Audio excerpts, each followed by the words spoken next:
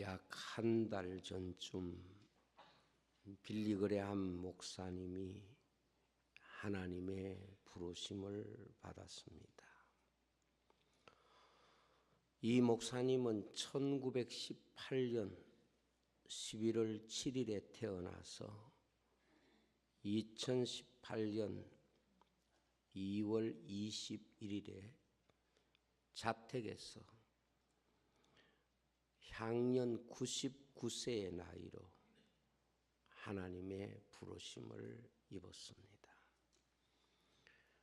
그가 근 100년의 세월을 세상에 사는 동안에 60년 세월을 전도자로 자신의 사명과 사역을 감당했습니다.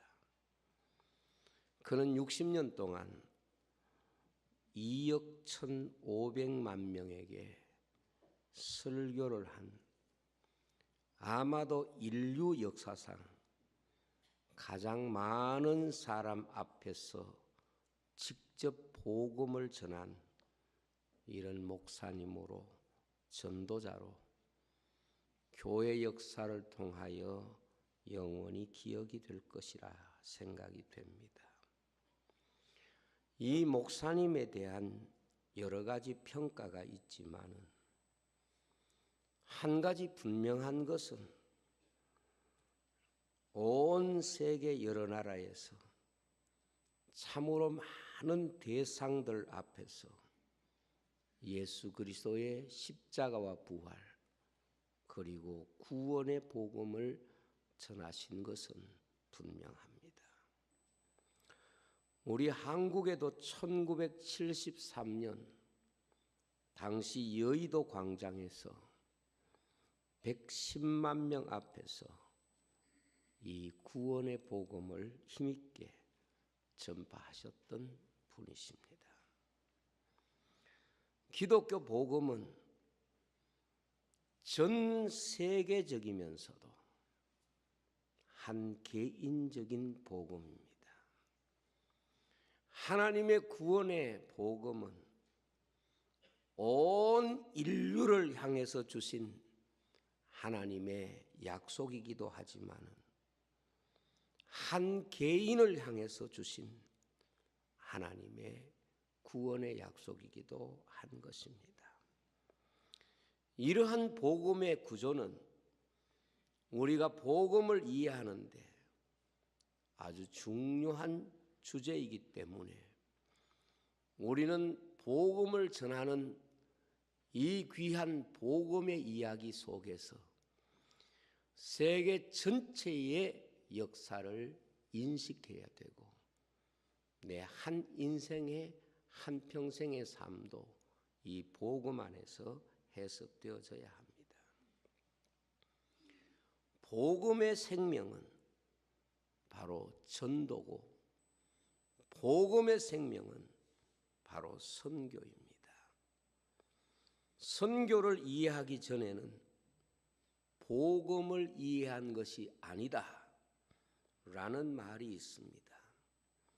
그것은 우리가 실제를 접하고 실제를 경험하기 전에 가지고 있었던 지식이라든지 내가 가지고 있는 여러 가지 거기에 대한 상식들은 알고 있는 것 같지만은 실제로 내가 경험하기 전에는 어디까지나 지식일 뿐이고 우리가 지식으로 소유할 뿐인 것입니다.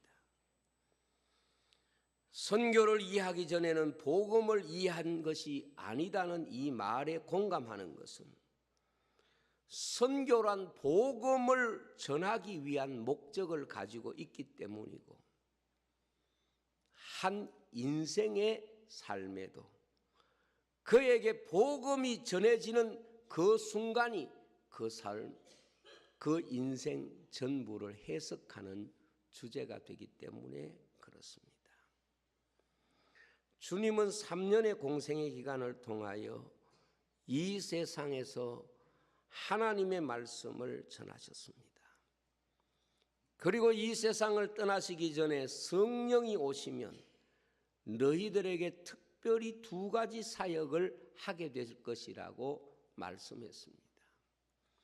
성령이 오시면 첫 번째는 내가 너희들에게 한 말을 너희가 깨닫게 될 것이다 하는 약속이고, 다른 하나는 너희가 깨닫고 믿게 된 그 말씀을 땅끝까지 나가서 증거하는 복음의 증인이 되게 할 것이다. 이것이 바로 지상 교회를 세우신, 성령이 오셔서 교회를 세우신 가장 중요한 목적이라 그렇게 말할 수 있습니다.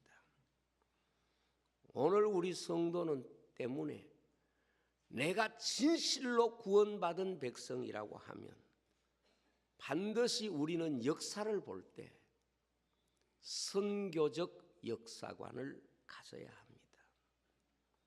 오늘 말씀을 보면 인류의 역사는 선교로 완성된다고 주님이 친히 말씀하고 계십니다. 이 천국 복음이 모든 민족에게 증언되기 위하여 온 세상에 전파되리니 그제야 끝이 오리라. 주님께서 역사의 마지막에 그 마지막을 장식하는 가장 중요한 목적과 이유가 복음이 온 세상에 전파되는 것이라고 말씀하셨습니다. 때문에 우리가 한 인생의 삶에도 끝이 되기 전에, 이 인류의 역사에도 그 마지막이 되기 전에 반드시 피하지 말아야 될 것, 반드시 감당해야 할 사명이 무엇인가 하면 복음을 전하는 것이다 하는 것을 주님이 못 박듯이 오늘 말씀을 우리에게 주신 것입니다. 때문에 성도는 역사를 볼 때에 무엇보다 선교적 역사관을 가지고 있어야 합니다. 전 세계의 역사를 볼 때도 선교적 역사관을 가지고 있어야 되지만 내 한 사람 개인의 한평생의 삶도 선교를 자기 한평생에 대한 역사관으로 생각하면서 그렇게 해석해야 된다는 것을 말씀하고 있는 것입니다.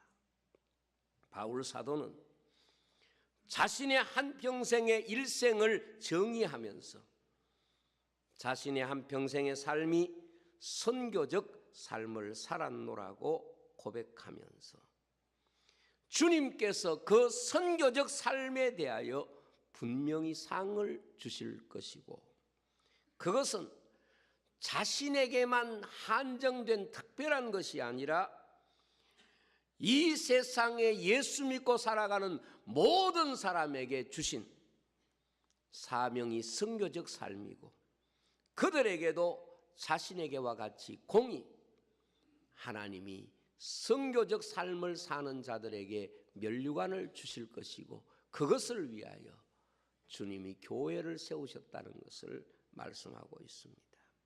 그러므로 바울은 이렇게 말합니다. 내가 주님의 나타나심을 두고 엄히 너희에게 명하노니, 주님이 나타나심을 두고 너희에게 엄히 명하노니 때를 얻든지 못 얻든지 복음을 전파하라, 이렇게 말씀했습니다. 이 말씀은 성도의 삶에 주님이 평가하는 가장 중요한 삶의 주제는, 성도의 삶의 가치를 결정하는 가장 귀한 주제는 복음을 전하는 전도의 삶과 절대로 구별해서는 안 된다는 것을 우리에게 가르칩니다. 아더 그레스라라고 하는 분은 성경을 정의하기를 성경 전부는 선교사의 책이다, 이렇게 정의를 했습니다. 그는 구약과 신약은 선교사의 책인데 신구약 66권은 하나님이 인간을 구원하시려는 선교적 계획이 처음부터 마지막까지 그렇게 우리에게 보여주기 위해서, 우리에게 그 선교의 역사에 동참시키기 위해서 기록되어 있기 때문이라고 말씀하고 있습니다. 하나님이 우리에게 하나님의 뜻을 보여주신 특별 계신 성경은 예수 그리스도를 통하여 하나님의 구원 계획을 이루고자 하시는 하나님의 구원 역사에 대한 기록인 것입니다. 그리고 그 구원 역사에 인간을 초대하시고, 그리고 그 구원 역사를 함께 이루어 나가기 위하여 교회를 세웠고, 그리고 하나님의 백성을 부르셔서 그들을 구원하실 뿐만 아니라 그들을 구원하신 목적이 바로 전도 혹은 선교를 위하여 그 열매를 거두게 하신다는 것을 말씀하고 있습니다. 그러므로 성경은 선교적인 관점에서 해석해야 하나님의 뜻을 비로소 바로 깨달을 수 있다는 것입니다. 이와 같이 성경을 하나님의 관심인 인간을 구원하는 하나님의 선교적인 관점에서 성경을 듣고 해석할 때에 우리는 하나님의 말씀이 가르치는 것을 바로 배우고, 그리고 인간으로 하여금 하나님의 말씀을 순종하는 것이 무엇인가를 깨닫게 하시는 것입니다. 존 스타트 목사의 후임인 크리스토퍼 라이트 목사님의 말을 정의해 보면, 성경 전체를 해석함에 있어서 선교적인 관점을 가지고 성경을 풀어야만이 성경은 풀려지는, 그리고 답을 얻을 수 있는 이런 말씀이라고 말했습니다. 왜냐하면 복음이 살아있으면 지식이나 우리가 가지고 있는 경륜이나 지위를 통해서 느낄 수 있는 것이 아니라 선교를 통해서 비로소 자신에게 깊이 경험되기 때문에 그렇습니다. 그러므로 오늘 교회는 선교적 교회관을 가져야 됩니다. 성경은 하나님이 인간을 구원하시기 위해서 인간을 찾아오신 사실을 기록하고 있는 말씀입니다. 그래서 성경을 선교적 시각에서 보아야 한다 하는 것입니다. 성경의 모든 구원의 이야기는 찾아오시는 하나님, 인간을 찾아오시는 하나님. 그래서 하나님은 인간을 만드시고 인간이 타락한 이후에 아담을 찾아오셨고, 예수님은 우리 가운데 친히 찾아오셨고, 성령님이 찾아오셔서 교회를 세우시고, 주님 오실 때까지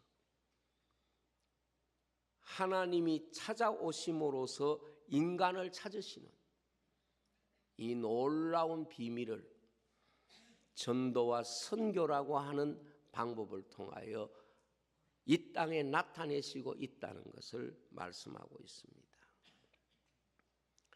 부시라고 하는 선교학자는 성경적인 선교에 대해서 이렇게 정의를 했습니다. 선교는 근본적으로 교회가 하는 활동이기보다는 하나님이 활동하시는 모습이 선교라, 이렇게 정의를 했습니다. 무슨 뜻인고 하면, 교회는 선교하는 것 같지만은 실제로 선교의 주인은 하나님이시고, 하나님이 최초의 선교사고, 예수님이 이 땅에 오신 선교사고, 그리고 성령님이 이 땅에 오셔서 하나님의 일들을 보여주시고 가르쳐주시는 진정한 선교사이기 때문에 하나님이 이 땅에서 선교의 주제가 되시고 주인이 되신다. 이렇게 부시 학자는 말하고 있습니다. 오늘 우리가 이 땅에 살면서 선교 현장이나 전도 현장이 중요한 것은 아버지 하나님과 아들 예수님과 성령님이 인간 가운데 오시고 뜻을 보여주시고 그렇게 사시고 그것을 해석해 주시는 가장 중요한 선교적 사명을 감당하셨는데, 그 자리에 하나님이 하신 바로 선교의 그 일을 정언하고 하나님이 하신 그 선교의 중요한 사역을 사람들에게 보여주기 위해서 교회를 세우셨고 성도를 부르셨다 하는 것입니다. 그러므로 교회가 존재하는 이유는 교회가 선교하기 위한 목적이 아니라 하나님의 선교를 돕고 섬기기 위해서 교회가 존재하는 것이라고 말했습니다. 바꾸어 말하면 교회가 먼저가 아니라 선교가 먼저라는 사실입니다. 시간적으로 교회가 세워지고 선교했다 그렇게 볼는지 몰라도 하나님은 선교를 위해서 교회를 세우셨기 때문에 교회보다 더 우선적인 것은 선교가 우선적이라고 정의하고 있는 것입니다. 마치 가정이 있고 사람이 있는 게 아니라 사람이 있어야 가정이 있는 것과 같다는 뜻입니다.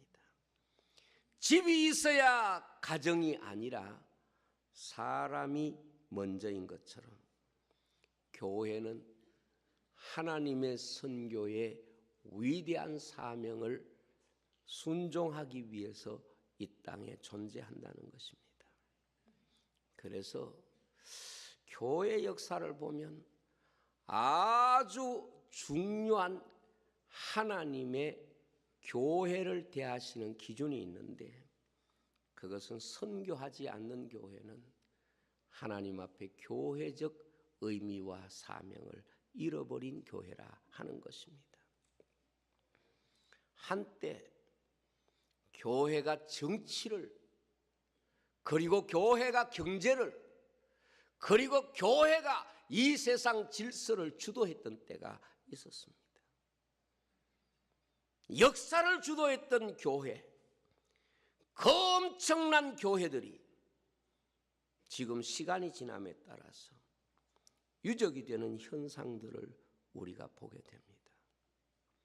어떻게 역사의 물줄기를 좌지우지했던 교회들이, 그 놀라운 교회들이 역사 속에서 묻혀지고 사라지고 있는가? 거기에 대한 대답이 바로 선교있습니다. 요즘 여러분들이 많이 들으시는 말 가운데 빈둥지 현상이라는 말을 들어보셨을 겁니다. 빈둥지 현상이라는 말이 무슨 뜻인고 하면, 그 새들이나 모든 그 짐승들이 새끼를 낳기 위해서 둥지를 만듭니다. 약한 몸으로 얼마나 그 둥지를 만드는데 심혈을 기울이는지 모릅니다. 저는 어릴 때에 제비가 우리 처마 밑에 둥지를 만드는 것을 매년 늘 봐왔습니다. 집과 진흙을 이겨서 한 칸 한 칸 쌓으면서 처마 밑에 그렇게 집을 만듭니다. 둥지를 만듭니다. 여러분, 새가 둥지를 만드는 이유가 어디 있다고 생각합니까? 살기 위해서 둥지를 만드는 겁니까? 천만입니다. 모든 생명들이 둥지를 만드는 목적은 하나입니다. 새끼를 낳아서 키우기 위해서 그 둥지를 만듭니다. 독수리나 산의 까치나 이런 짐승들도 열심히 둥지를 만듭니다. 그런데 말이죠, 새끼가 거기에서 부화되고 자라나서 떠나면 새들은 미련 없이 그 둥지를 버립니다.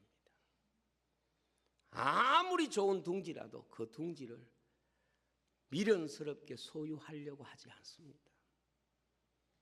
새끼가 있는 동안엔 둥지가 허물어지면 삭고 고치고 수없는 노력을 하면서도, 그 둥지를 지키기 위해서 몸부림치면서도 새끼가 부화되어서 날아가 버리면 그 둥지는 거의 빈 둥지가 됩니다. 이게 빈 둥지 현상입니다. 요즘 대한민국의 가정들이 빈 둥지가 되어가고 있다는 거죠. 집을 하나 짓고 열심히 내 둥지인 줄 알고 이렇게 가꾸었는데 어느 날 자녀가 다 자라서 안녕히 계세요, 잘 살겠습니다, 이렇게 떠나버리면 그 집은 그야말로 빈 둥지처럼 느껴진다는 거예요. 집이라는 게 자식이 있고 이럴 때 집이 의미가 내게 해석이 되는 거고, 자식이 자라고 할 때 그 집이 갖고 있는 그런 축복을 내가 느끼게 되는데, 자녀가 훌쩍 떠나고 나면 집에 오면 텅 비어 보인다는 거예요. 그래서 요즘 언제 우울증에 여자분들이 제일 많이 오는 거면 빈둥지 현상이라고 그래요. 자식들이 품 안에 있다가 어느 순간에 떠나가면 그 순간에 내 집이 빈둥지가 되어서 그때 많은 경우에 우울증을 앓게 된다고 그래요. 제가 미국에 갔을 때, 콜로라도 갔을 때 그 큰 바위산이 있어요.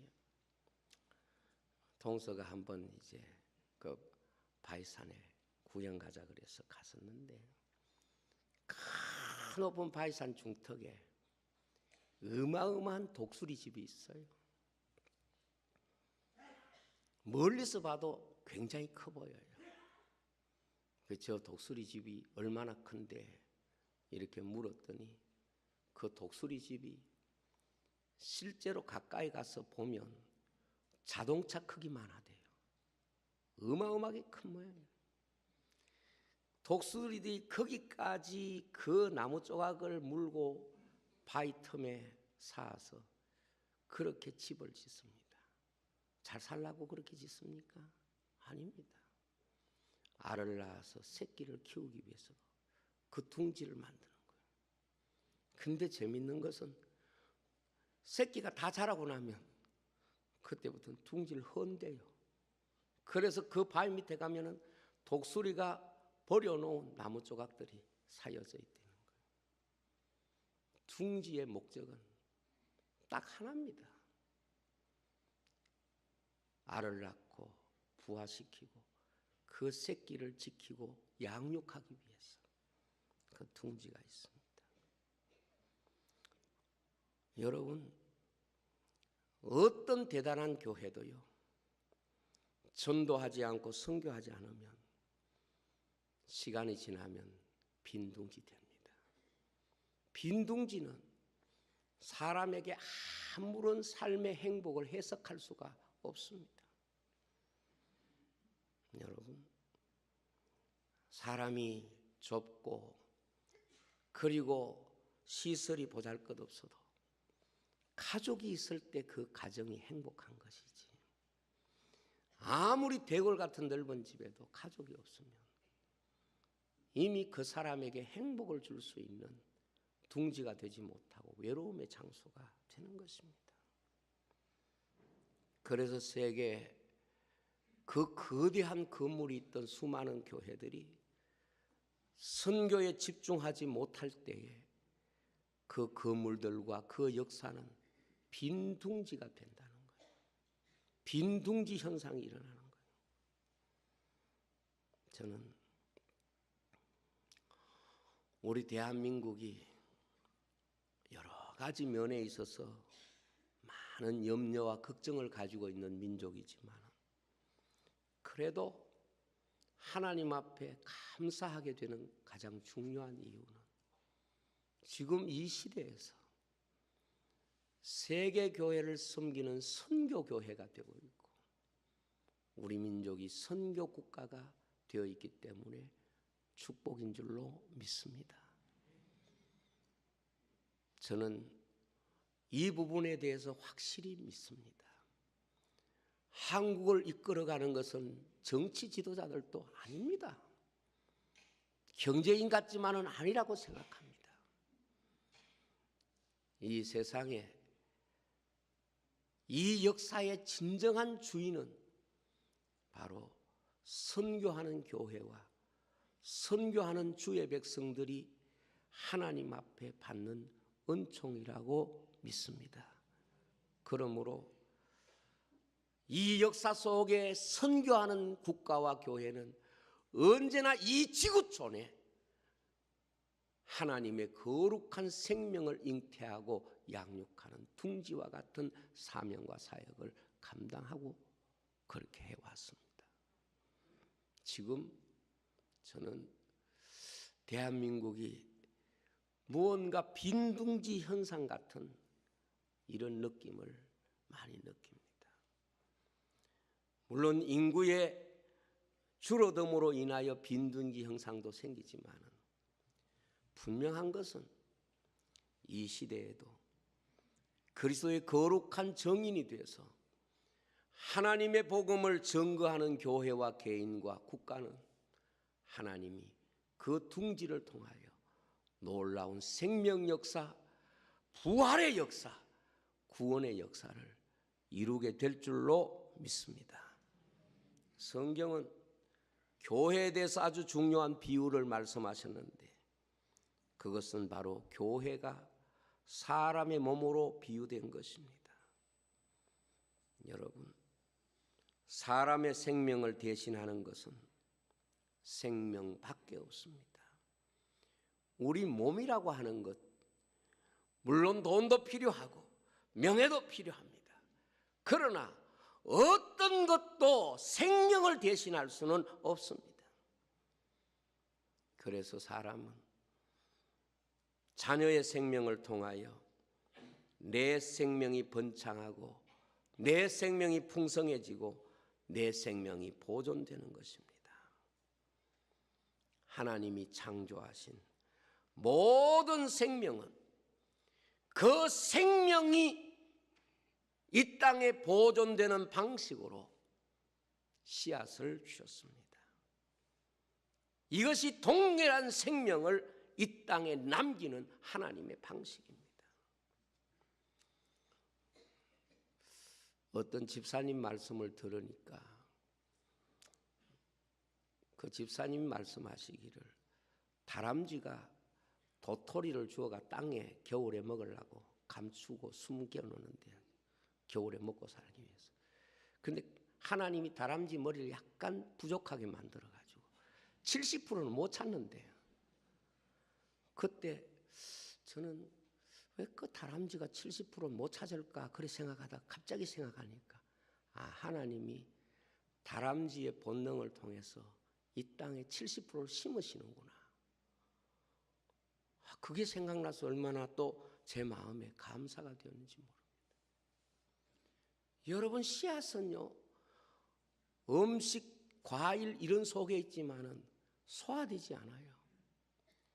그래서 동물들이, 새들이 그것을 먹고 나도 소화되는 게 아니라 가서 볼일 보면 그 자리에 다 심겨지는 거예요. 어떤 씨앗도, 코끼리도요 그렇게 소화력이 좋은데 씨앗은 소화를 못 시킨대요. 어떤 것도 씨앗은 그렇게 쉽게 소화가 되게 하지 않는 거예요. 왜? 생명은 그렇게 보존되도록 하나님이 생명의 보존의 방식을 씨앗 속에 두셨고 그 씨앗은 그런 권세와 능력이 있는 것입니다. 여러분, 인생에게 들려진 씨앗이 무엇입니까? 내가 받은 바 나를 구원한 생명의 씨앗이 무엇입니까? 이것이 하나님의 말씀입니다. 그러므로 우리가 하나님이 주신 이 씨앗을 이 세상 속에 심는 방식이 바로 전도고 선교입니다. 오늘 우리는 이 종말의 시대에서 본질이 아닌 것 가지고 너무 본질이 아닌 것 가지고 우리가 너무 마음을 쏟고 거기에 시간을 보내고 자기 세월과 인생을 보냅니다. 이 선교에 대한 설교를 원래는 지난 주일날 하려고 준비는 다 해두었습니다. 선교지에 가기 전에 또 갔다 와서 시간이 없으니까 미리 설교를 준비하게 됩니다. 근데 지난 주일날 설교를 제가 하지 아니한 이유는 목사가 선교지에 가다가 보니까 성도들이 선교에 대해서 이해하기를 목사가 선교지에 가니까 선교를 중요하게 생각해라 이렇게 생각할까 하는 두려움이 제게 있었습니다. 목사가 선교지에 가니까 선교를 귀하게 여기라. 우리가 선교를 하니까 선교가 소중하다. 이런 어떻게 보면 격려 차원에서 교훈 차원에서 이렇게 드리는 게 아닙니다. 선교는 우리 성도의 개인이나 교회나 국가에 있어서 본질의 문제이기 때문에 그렇습니다. 지금 우리는 인구 감소의 현상을 봅니다. 답이 없습니다. 이번에 선교지 간 곳이 민도로 섬의 망얀족이라고 하는 종족에게 갔습니다. 그분들은 거의 오늘 제가 칼럼에도 써놨지만은 일반 사람들과 접촉을 꺼리는 그런 소수민족이에요. 선교사님이 처음 그곳에 갔을 때는 거의 옷을 입지 않는, 선교사님 표현대로 말하면 에덴 동산같이 그렇게 살고 있었던가 봐요. 그러다 보니까 그들은 접촉하려고 들어가면 다른 사람이 1km를 들어가면 3km를 도망가고, 그래서 점점 거리를 더 두고 있는 거예요. 여러분 시간 나시면 다음에 가실 기회 있으면 꼭 가보시기 바랍니다. 그런데 말이지요, 그들은 그 산속에 있다 보니까 평생, 사실 선교사님이 가서 밥을 주지 않는 한은 그들이 밥 구경도 못하는 거고 평생 신발이라는 것도 모르고 살고 그렇게 살았던 사람들이었던 것 같아요. 그런데 집이라고 보면 집이라고 말할 수가 없어요. 그 추운 밤이 되면 산숲 속에서 그들이 어떻게 수백 년 혹은 수천 년 살아올 수 있었는가? 이유는 딱 한 가지입니다. 그들은 그 열악한 상황에 살고 있으면서도 자녀를 낳고 키우고 교육도 모르고 글도 모르고 아무 문명이 없는 곳에 살아도 그들을 지금까지 살게 한 것은 가장 본능적인 생명을 낳고 키우는 그 일은 포기하지 않았기 때문에 그렇습니다. 우리는 좋은 환경에 삽니다. 좋은 집도 있습니다.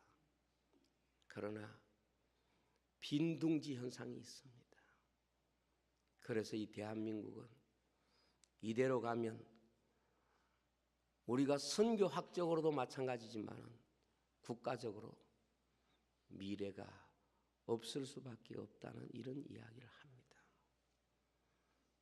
저는 한국 교회가 앞으로 정말 관심을 가져야 되는 것은 정치나 경제나 이런 우리의 육신의 삶을 위한 어떤 관심이 아니라 한 영혼에 대한 진정한 사랑과 관심, 우리가 받아서 구원받은 이 구원의 복음을 우리의 이웃에게도 땅 끝까지 증거하는 이런 성도가 되어야 된다, 그렇게 믿습니다.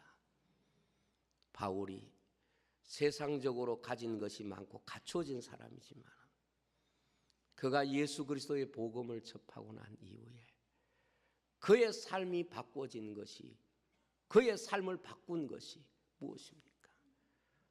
내가 복음을 전하지 않으면 화가 내게 있을 것이다. 바로 이것입니다. 여러분, 전쟁이 또 어떤 가난이, 어떤 시련이 화 같지만은 실제로 복음을 전하지 않는 것이 하나님 앞에서는 가장 무서운 징벌이고 심판일 거라고 생각합니다. 빈둥지는 말이에요. 아무리 대단하고 커도 이미 둥지의 의미와 가치는 그 규모에 있는 것이 아니라 그 속에 생명이 있을 때에 그 둥지의 의미와 가치가 있는 것입니다. 저는 우리 교회가 빈둥지가 되지 않기 위해서라도 성도들은 전도자로 살아야 되고 이 교회는 전도와 선교하는 일에 늘 깨어 있어야 하나님이 이 교회를 통하여 하나님의 부활의 은혜와 하나님의 구원의 축복을 주실 줄로 믿습니다. 그래서 둥지에 알이 깨어지는 그 모습이 마치 부활의 모습 같잖아요. 무덤을 뚫고 나오는 부활의 생명과 그 생명의 성숙의 이야기가 이 하나님의 둥지 교회를 통해서 더 풍성히 나타나는 복된 교회가 되기를 축원합니다. 기도하겠습니다.